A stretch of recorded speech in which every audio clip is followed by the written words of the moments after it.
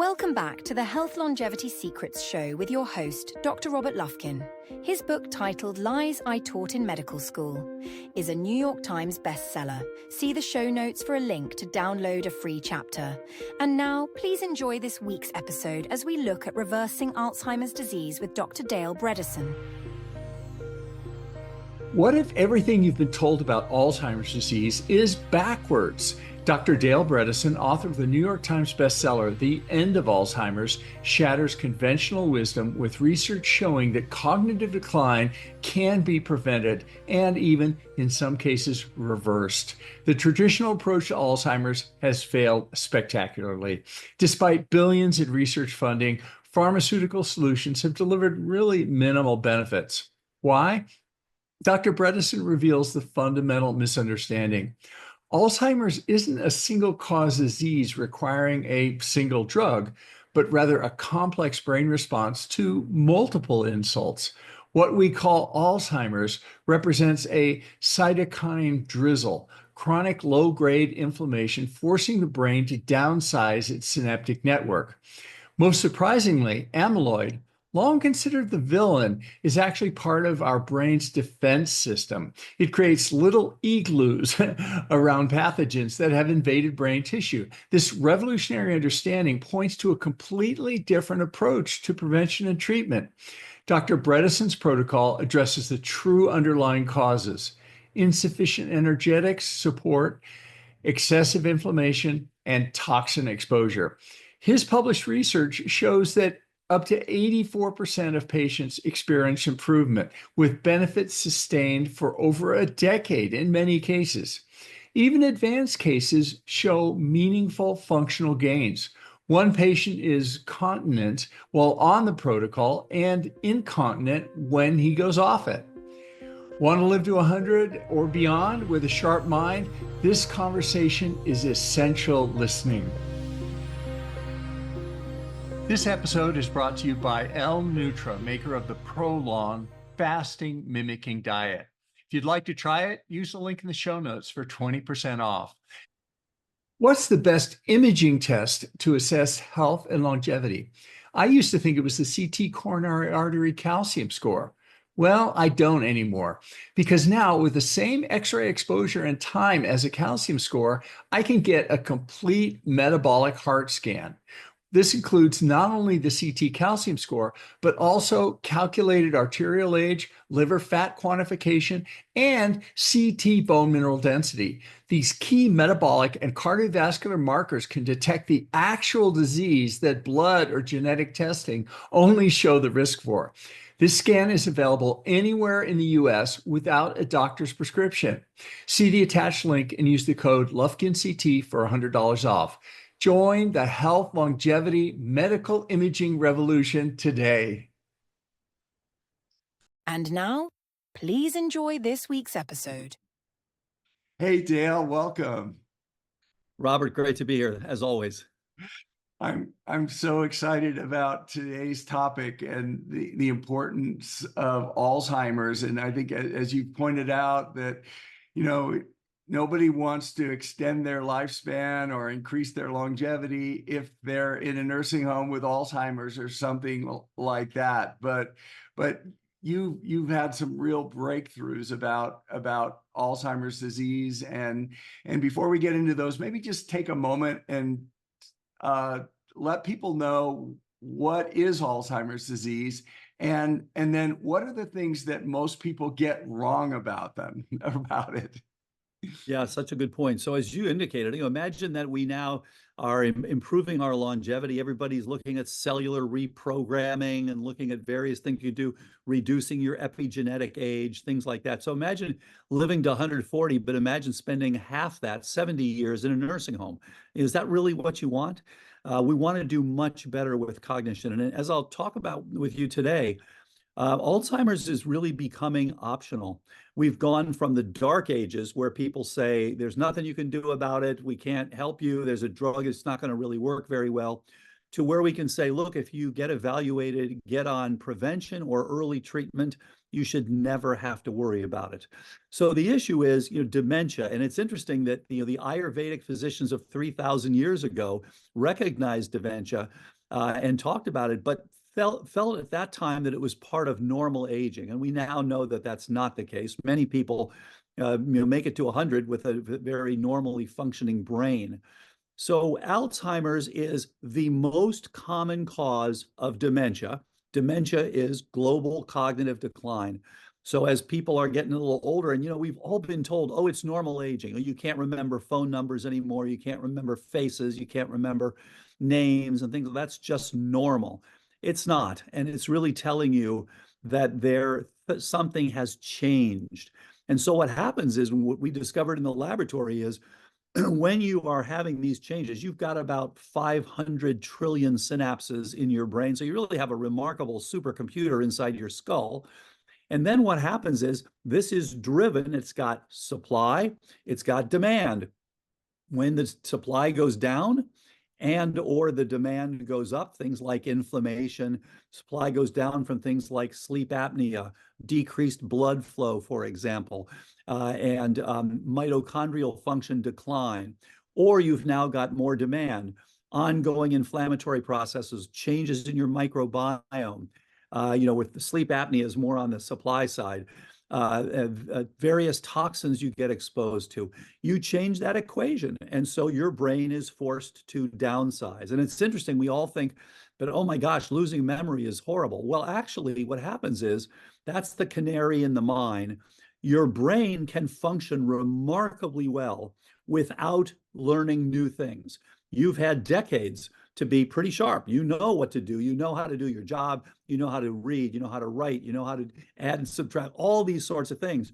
So your brain essentially takes the strategy, I would rather lose the acquisition of new information, which is not so critical at this point in life, than to lose what I already have. If suddenly you woke up tomorrow and you couldn't do your job, or you couldn't drive, or you couldn't read or write, that would be a big impact. If you just couldn't learn new things, you could do remarkably well. And we see people do just that. So we always tell people, if you're starting to have problems with learning new things, that's jump in early. We'd like to get everybody who's 40 years of age or older on active prevention. But if you don't do that, please, if you have these early mild symptoms, then jump in and get evaluated. Now, these new blood tests are going to change the world. p-tau 217, GFAP, NFL, which is neurofilament light, and to some extent the A-beta 42/40 ratio. These are going to make a big difference, because we'll all be able to find out very early if we are headed for this problem. Great. We find that you can reverse cognitive decline very effectively. It gets, no surprise, it gets harder and harder as you go later and later in the course. So please do not wait. We're now going to be finding, thousands, if not millions of people ultimately who are p-tau positive. In other words, they've begun those early processes of downsizing. That's really what that is telling you, but they're not yet symptomatic. That's a good thing to know. Please don't worry about it. It's a little bit like finding your genetic predisposition that you're ApoE4 positive. Don't worry about it. There's a lot you can do about it. And as you indicated, yes, we've published trials and various cases of people who have reversed their decline very effectively. And by the way, we have a paper in press now showing people who have reversed and sustained their improvement for over a decade. Yeah, I definitely want to talk about those. But just to emphasize one thing that you said, I want to make sure everybody heard that is that while gray hair and wrinkles may be an acceptable normal sign of aging, cognitive decline is not. And so if people are experiencing cognitive decline, it is a canary in the coal mine. It's a red flag. They need to pay attention to it. Now, Alzheimer's disease, I think you may have pointed this out in one of your books, but it's sort of it represents the ultimate failure of the medical research establishment, in that we had literally decades of time and almost infinite financial resources being thrown at this disease. So why how come everybody's gone off the rails, and what have you been, how were you able to what did they miss there? It's a great point. And, we're all trained, as you know, when we are trained as physicians, and this goes back to your book, I think very nicely, we're taught things that turn out to be incorrect. And so when people looked at what can we do about Alzheimer's, they started with some assumptions that turned out to be completely wrong. So they said, we want to find a single drug that cures this process. Well, it's not a single drug process. It's a complex brain synaptic process that is changing. And so presupposing that you would do this is it turned out to be wrong. Second thing, they said we'd like to find one drug that's for all patients. Well, patients get Alzheimer's for different reasons. Some people, it's more about ongoing inflammation. Some people, it's more about reduced blood flow. Some people, it's especially about their sleep apnea. Some people, it's about changes in their oral microbiome or gut leakiness, and on and on. There are many processes, and you can boil them down basically to those three buckets. Too little energetics, too little support, basically. Too much inflammation, putting drag on that system, or too much exposure to various toxins. And those can be things like air pollution, as you know. They can be things like mercury amalgams. They can be things like organics, glyphosate and toluene and benzene and formaldehyde, or they can be things like biotoxins, things like trichothecenes and ochratoxin A and gliotoxin and things like that. So the reality is we are exposed to these various things. What we call Alzheimer's disease has turned out to be the brain's response to these various insults. So it's just like when you're putting out, for example, cytokines. So if there's actually some analogy here with COVID-19. When you get assaulted by a virus, you have cytokine responses. You now have, T cell responses and B cell responses. You have the whole adaptive thing. But the problem, and what kills people, as you know, with COVID-19 is cytokine storm, this pushing out from the innate immune system. With Alzheimer's disease, you're not dying in a few weeks of cytokine storm. You're dying in a few decades of cytokine drizzle. So what's happening is you're getting a little bit of this ongoing innate system activation, ongoing inflammation. And that can be from tick-borne illnesses or various other infections, whatever causes that. It can be from a poor diet. All of these things can contribute to this ongoing inflammation, which ultimately is causing you to require to downsize your synaptic network. And so I think people got it wrong because they wanted a single drug. They wanted it to be the same size for all. And they wanted to have it be simple, like, okay, it's just going to be one thing. The biggest problem is people don't agree on what the disease is. So there are people who believe that this is nothing more but amyloid production. And amyloid is actually a part of your innate immune system. It is your protection against these insults. So sure, as with other cytokines, it can damage your brain, it can damage cells, but it's there not to give you Alzheimer's. It's there to deal with these various pathogens and things like that. So I think that people had it backward. And so because of this, they say, well, there's nothing we can do. So don't come in early, which is the opposite of what it should be. Don't check your ApoE status, the opposite of what it should be, because there's nothing you can do about it. Take a drug that has virtually no effect and all sorts of horrible side effects, and just be satisfied with that. So that is all backward. What we find is that you can be absolutely proactive for everyone who, as they turn 40 or they're already older than 40, please get a cognoscopy. Just as everyone knows, we all know when you turn 50, what do you get? You get a colonoscopy.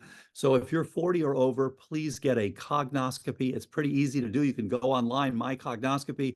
It's a series of blood tests that is looking at these parameters. Do you have inflammation? Do you have a reduction in trophic support for your brain? Is your vascular status poor, et cetera? It is then a simple online cognitive assessment. So we're looking at where do you stand? It takes about 20, 25 minutes or so. And then thirdly, if you're already having some symptoms or if you're scoring poorly, of course you want to include an MRI with volumetrics. And obviously you're an expert in this area. So that really helps to tell you, is your hippocampus shrunk? Is it atrophied already? And so these things are all helpful to know. Then you can get on an optimal program. If you've got inflammation, you want to deal with that. You want to determine what caused it. So you really want to get to the bottom of this. And we've trained over 2,000 physicians in 10 different countries and all over the US who are very good at doing this and making sure that people get on the right things. When they do that, the outcomes have been unprecedented. Yeah, and just a shout out for your first book, The End of Alzheimer's, and all the several books since then. But I highly recommend it. It's very readable. It's a great overview of this whole process and all these subtleties you really explain in detail. But there's sort of a misconception out there that Alzheimer's is a one-way street. In other words, you get it and you go downhill and it's game over. There's nothing you can do. And well, actually, as far as accepted pharmaceutical prescriptions, there are none that really work from our mainline system. But you've shown in your prospective controlled studies that this isn't really true, and you've gotten some dramatic results. Maybe you could share those with us. Absolutely. So the idea here is once you realize what this actually is, it's not just about amyloid or tau or prions or free radicals or herpes or, on and on and on. The type 3 diabetes is another thing that's used, and that's certainly a part of it. But once you realize that the fundamental nature of what we call Alzheimer's is a network insufficiency. So imagine you have a very complicated country. I mean, the brain is complicated. Imagine you have that, and now you're looking at, okay, there's a little bit too much on the people coming across the borders. We got to deal with that. There's not enough coming into the coffers. We got to deal with that. Okay, you've got to have multiple places where you hit this. And so what we do then is we evaluate people to determine all these different things. And then we address the ones that are abnormal. We improve their support. We improve their blood flow. And by the way, one of the things that's worked very well as a part of the overall program is called EWOT, exercise with oxygen therapy. It improves blood flow and it improves oxygenation. We also want to make sure that sleep apnea is not a problem, and dropping your oxygenation status at night, which for so many people, that's a contributor. And then, of course, there's a lot of information now showing that specific organisms from your oral cavity get into your brain. So you have things like P. gingivalis and T. denticola and F. nucleatum and Prevotella intermedia, all these things actually have access to your brain. Of course, you and I were taught in medical school that, the brain is a sterile organ. You never get stuff in there. Well, it turns out that that's what the amyloid is doing. It is surrounding, like little igloos. It is surrounding these organisms and killing them. So when you see a lot of amyloid, it's not there to try to give you Alzheimer's. It's there because your brain had these insults from these various pathogens, and it was responding by getting rid of these pathogens. So what we can think of the program in two ways. There's the basics, and then there's specifics. So the basics, there are 7: diet, exercise, sleep, stress, brain training, detox, and some targeted supplements. It works best to get people on a plant-rich, mildly ketogenic diet. That's improving their energetics. And in fact, people can even take some ketones at the first couple of months, and they see improvement. This was shown by Professor Stephen Kinane in Canada a number of years ago. People with MCI actually improved just by taking ketones, because you're now giving the brain a support that it did not have before. When we see people with cognitive decline, they've lost the ability usually both to utilize glucose and ketones. Your brain can only utilize those two things: glucose, ketones. They lose both as you become insulin resistant. Your insulin now goes up. Your brain doesn't use glucose very well. And now, because of the high insulin, you can't make ketones. So as you know very well from studies of PET scans, that's the hallmark of Alzheimer's disease: reduced glucose utilization in the temporal and parietal regions, and especially in areas like the posterior cingulate and the precuneus and things like that. But that's the hallmark. It's showing you that there's a problem with metabolism here. And so when we treat these people, we do those basics, and then we look for the specifics, which are, do you have specific infections that have been missed? And I have to say, Robert, I have been so surprised. People will say, well, I don't have any infections, I'm fine. And they'll turn out to have chronic babesiosis, chronic Bartonella, chronic Borrelia. We had one recently, a woman who did well for 6 years, perfect, went up from 24 to a perfect 30 on her MOCA, 6 years, started to go downhill. And so, okay, what's been missed? What's going on? Something new? She had 3 things. She had a new sinusitis from Cryptococcus laurentii. It's an uncommon organism. I don't know where she picked that up. The second thing she had was sleep apnea that had not been diagnosed earlier. Probably it had gotten worse. And she had severe AHI greater than 40.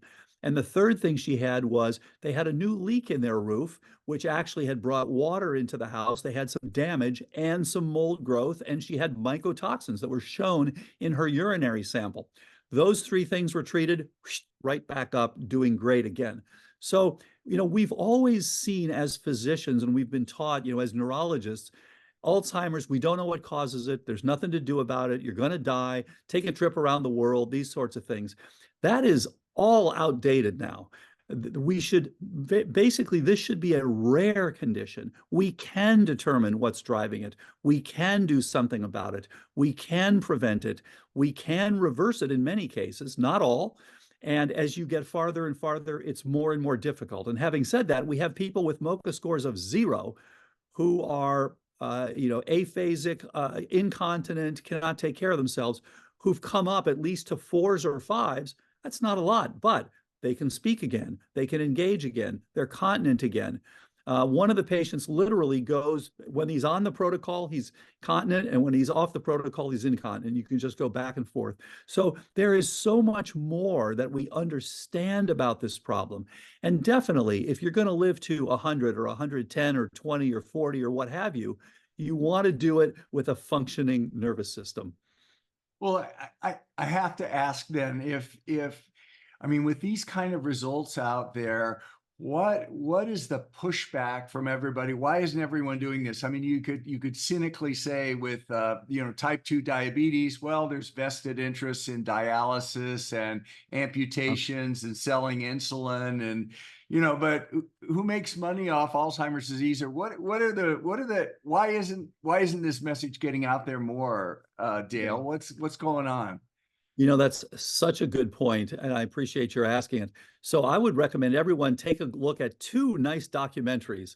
And one of them, I have to say, beating my own chest, one of them is about this work, but the other one's about MS. And I just actually saw this, and I was really impressed by it. The MS one is called Living Proof. It's on Amazon, and it's about a guy who is basically trying to do the same sorts of things with MS treatment and is getting all sorts of pushback from the MS Foundation. You can't do this, and we got to push the drugs and on this. Really sad.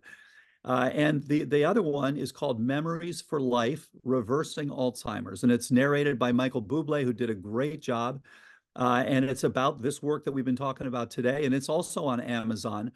And it really shows, they have some discussions with the Alzheimer's Association. And the bottom line is just exactly what you'd imagine. Follow the money. When you're talking about a drug for Alzheimer's, you're talking about $100 billion, with a B, dollar drug. So the pushback is not surprising. And I understand that. That's the job when you're trying to make more for your investors. Of course, you're going to focus people on that approach, despite the fact that it has not led to improvement, let alone sustained improvement in people with Alzheimer's disease. I do think in the long run, drugs will be very important for Alzheimer's, combining them with these optimized precision, what we call precision medicine protocols, where you're looking at what actually causes, and are we surprised that it's what actually causes the disease that's the right thing to target? That makes a lot of sense.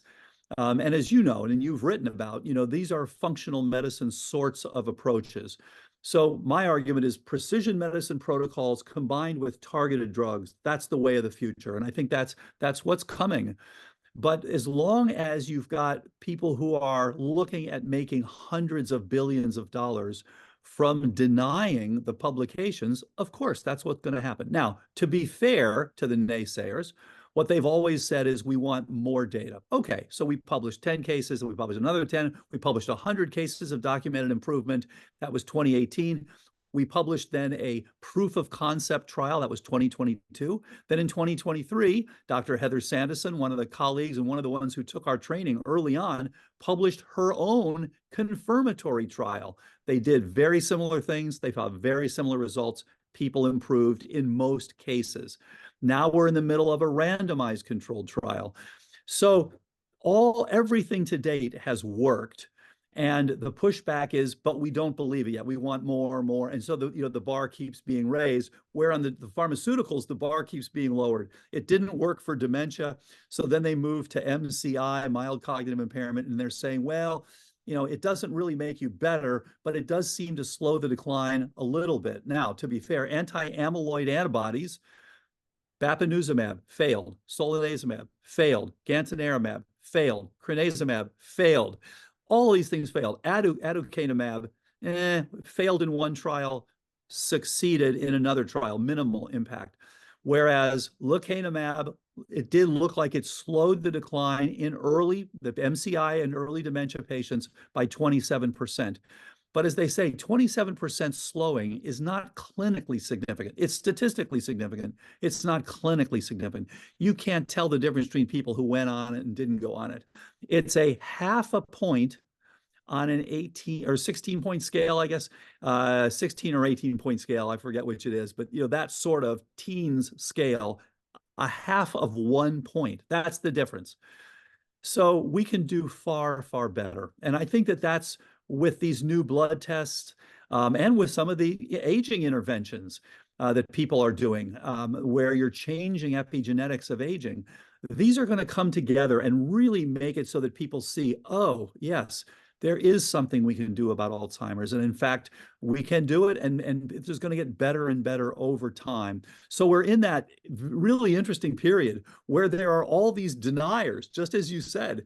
How come people won't get this?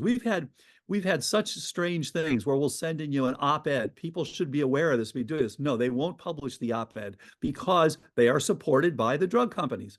We had one time when we published our trial that was clearly successful, 84% of the people improved. We actually went to a group that does internet PR to get this out. And they said, no, we can't put this out because we are paid a lot by Biogen, the drug company. And anything that could get in their way is going to make it so we lose that contract. Well, okay, how do you get the information out other than to just show the data? So it really has been surprising to me. I've learned a lot about how powerful the structure, the infrastructure of money making actually is. And okay, I get it. You're trying to make money for your investors, but to the point of watching people die, that's been really sad for me to see. That you'd rather push on these things that are letting people go downhill needlessly than to just say, well, there is something here. You might want to consider trying. Here's something that's been peer reviewed and published. So, I see this as at some point, this is going to be the next opioid scandal where people are just pushing things inappropriately and suppressing things inappropriately. And so I look forward to the day when we can all work together to say, hey, let's combine these things. Let's get even better outcomes. Yeah, hopefully sooner rather than later. I want to, before we run out of time, I want to emphasize one thing you mentioned before is that Alzheimer's disease, it's not like an on and off switch that you walk in and you get it once. And even by the time your doctor diagnoses the MCI or mild cognitive impairment, or you notice it, or even then, the disease has been going on for years, if not decades before that. So isn't it really in our own best interest to be vigilant for any of the signs and And also, even the tests, the ApoE4 allele that you mentioned, it's also a risk factor for inflammation in the heart and other diseases. And a lot of the things that, cause Alzheimer's is multifactorial, certainly, but, insulin resistance for the diabetic ones, or the toxins that we may have in our environment, the mold that may manifest as Alzheimer's, it may manifest as something else beforehand. So it's kind of all of the lifestyle, toxin, functional medicine things that we can look at in our lives, even if we're not diagnosed with diabetes or Alzheimer's or heart disease, we should be vigilant about them, because all of these diseases are in progress at some point. And if we're going to live a long life, which increasingly longevity is increasing for all of us, that we need to pay even more attention on these. So glad you brought that up. I think this is one of the most important things to recognize, because actually it gives us an advantage. We can see these things coming. So as you know, way back in the 1940s and 50s, either you had diabetes or you didn't. Then people started realizing, well, wait a minute, before you ever get there, you have a period that can be fairly long of pre-diabetes.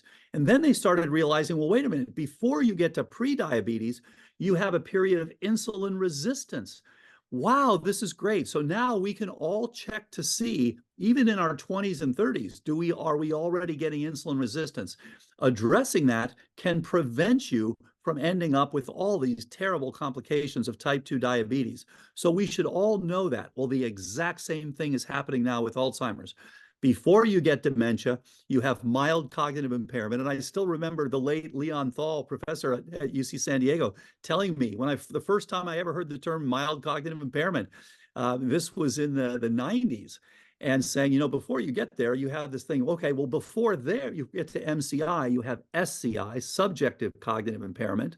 And before you have that, it's very clear you have an asymptomatic period that can last several years, where you can already pick up these things. This is why these blood tests are going to change things so dramatically. So we should all know the most important test we can get this year, and I'm actually just set up to get it, is to look at your phospho-tau. We've been calling this brain span. It's 3 tests: p-tau 217, GFAP, and NFL, neurofilament light. Most important test you can get this year. It will tell you if you're in that early period. Are you headed for this? You don't have to worry about it. Don't say, oh my gosh, I'm headed for Alzheimer's.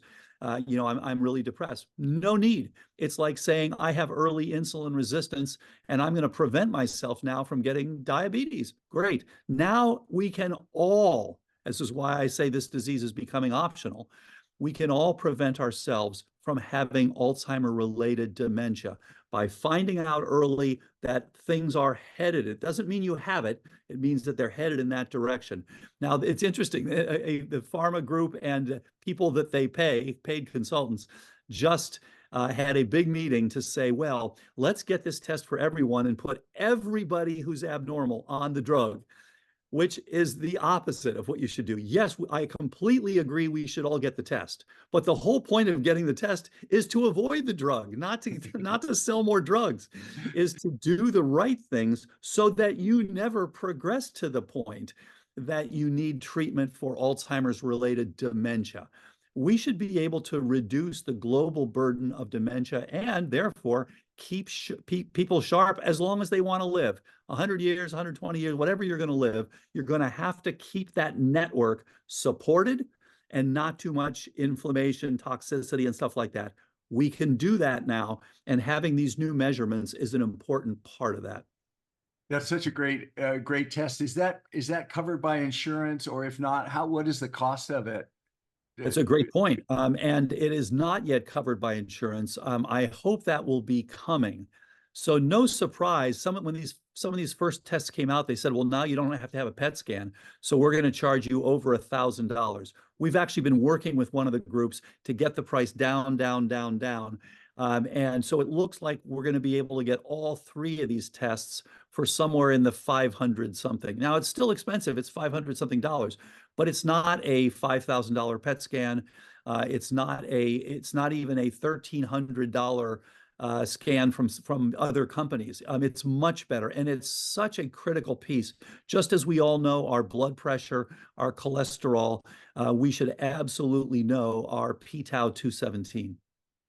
It's a great point. Well, Dale, how can people find out where you're get in touch with you on social media, and also get in touch with you if they have Alzheimer's patients, and where you're practicing now? What's the best way for them to get a hold of you? Yeah, thanks so much. So you can do it through, there's Facebook, Dr. Dale Bredesen, same for what used to be called Twitter, now called X. Also on Instagram, same thing. And we're setting up the first precision medicine program for neurodegenerative diseases of all types at the Pacific Neuroscience Institute. Very excited to be working with Dr. Dan Kelly and Dr. David Merrill on that. So that, I mean, my hope is that we'll be able to offer hope to people from all over the world who have various neurodegenerative conditions. And so I think, all of those are good. And then you mentioned the book earlier, The End of Alzheimer's. We have another one called The End of Alzheimer's Program, and a third one, which is called The First Survivors of Alzheimer's. So all of those places are good places for information. Well, this has been a great conversation. Thanks so much for spending time with us, Dale, and thanks so much for all the good work you do. I look forward to grabbing that cup of coffee with you in Santa Monica too. I do as well, Robert. Thanks so much. If you are enjoying this program, please hit that subscribe button, or even better, leave a review. Your support makes it possible for us to create the quality programming that we're continually striving for. Can I start? Is it recording? It's already recording. Oh, sorry. This is for general information and educational purposes only, and it's not intended to constitute or substitute for medical advice or counseling, the practice of medicine, or the provision of healthcare, diagnosis, or treatment, or the creation of a physician-patient or clinical relationship. The use of this information is at their own user's risk. If you find this to be on the value, please hit that like button to subscribe to support the work that we do on this channel. And we take your suggestions and advice very seriously, so please let us know what you'd like to see on this channel. Thanks for watching, and we hope to see you next time. You should say that. That's good. It's pretty safe. You like it? You want to do one more time? Check it. I think that was good. Yes. You need to save the recording. All right.